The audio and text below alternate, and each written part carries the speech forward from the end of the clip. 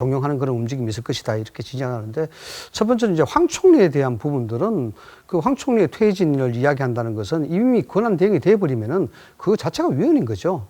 예. 법리상에 따라서 할 수밖에 없고, 또 황 총리가 관리형 총리로서 사실상 뭐 그 기간이 어느 정도까지는 될지 모르겠습니다. 뭐 그 대선을 준비해야 되고 이런 어떤 관리형 총무로서 정치적 색채를 내지 않고 충분히 저는 할 수 있다라고 그렇게 생각이 드는 것이고, 박근혜 대통령의 중도 사임 이 부분은 법의 정신에 중도 사임을 한다 그러면은 다 가결되고 나서 한다 그러면 그 법의 정신에서 좀 위배되는 것이죠.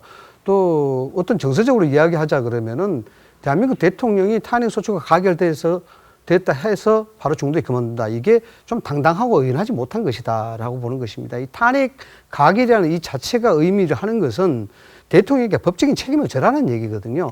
법적인 책임을 분명히 하자는 그런 얘기인데, 법적인 책임에 대한 결과가 나오기 전에 사임을 한다. 그러면은 그에 대한 예우적 차원도 정서적으로 상당히 안 좋다고 볼 수가 있겠죠. 예, 미국 조금 생각이 다릅니다. 그 부분은.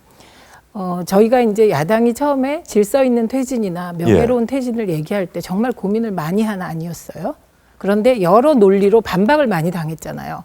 그래서 이제 야당 중에서 더불어민주당에서 이제 그 얘기를 했죠. 아니에요. 안철수 대표도 질서 있는 퇴진을 얘기했습니다. 안철수 대표는 그 시작하고 나서 얼마 있지 않아서 네. 곧장 그 탄핵 질서 있는 퇴진을 얘기하셨습니다. 즉시 퇴진을 얘기를 한 걸로 제가 기억을 네, 하는데. 근데 처음엔 질서 있는 퇴진 얘기하셨거든요. 예.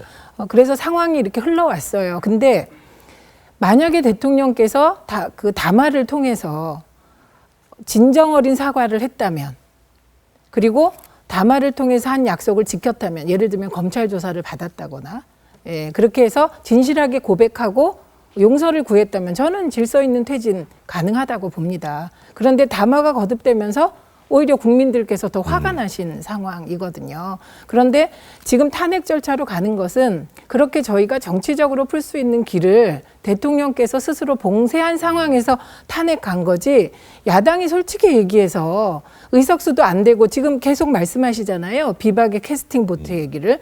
이런 위험한 상황은 저희 오고 싶지 않았습니다. 그래서 저는 대통령께서 탄핵 절차에 들어가서 만일 국회에서 의결된 이후에 사임한다면 그건 이제 여야가 그리고 그 정치권을 넘어선 국민들 간에 고도의 합의가 된다면 저는 사임할 수 있다고 보고, 그렇다고 해서 형사상의 책임이 면해지는 건 아니죠.